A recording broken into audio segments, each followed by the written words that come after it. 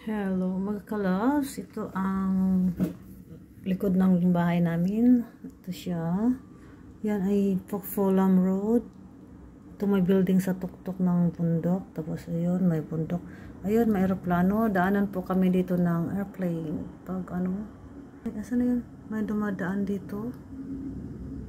Dito dumadaan, nakikita yung airplane. Puntang airport. Asan na siya? Nawala, hindi ko na makita.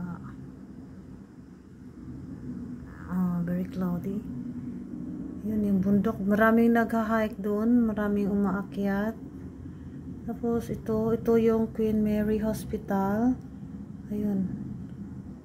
Yun po ang Queen Mary Hospital. Ito yung Queen Mary Hospital. Sa Hong Kong side, sa Central, sa mga ano dito sa Hong Kong side dito dinadala yung mga pasyente. Kung sa Kowloon side naman, ibang hospital at saka sa New Territories. Kasi kami nasa Hong Kong side, kaya ayun din yung School of Medicine ng Hong Kong Jackie. Ito po siya.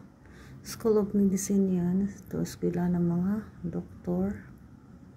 Yan. Dito kami nakatira sa gilid ng bundok. Pero, yun, yung highway, yung kalsada. Yan, dyan dumadaan yung bus. At yun na international school naman dun sa baba. Yun, international school.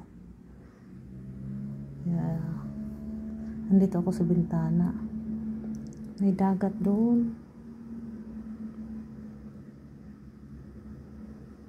Yun, puro bundok ang Hong Kong mas marami ang bundok. Kaya, mostly, mga nasa tuktok maano kami yung nag-hike, yung paakyat puro hagdan, lalo na sa mid-levels puro hagdan paakyat sa mga building.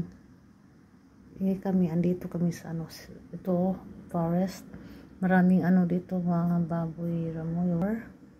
Kaya pag bagyo, chill lang kami, chill, hindi na umaalog yung bahay namin dahil ito may nakasupport na yung mga kahoy na nakaharang sa hangin. Yung malalaking kahoy natumba na po ng hangin.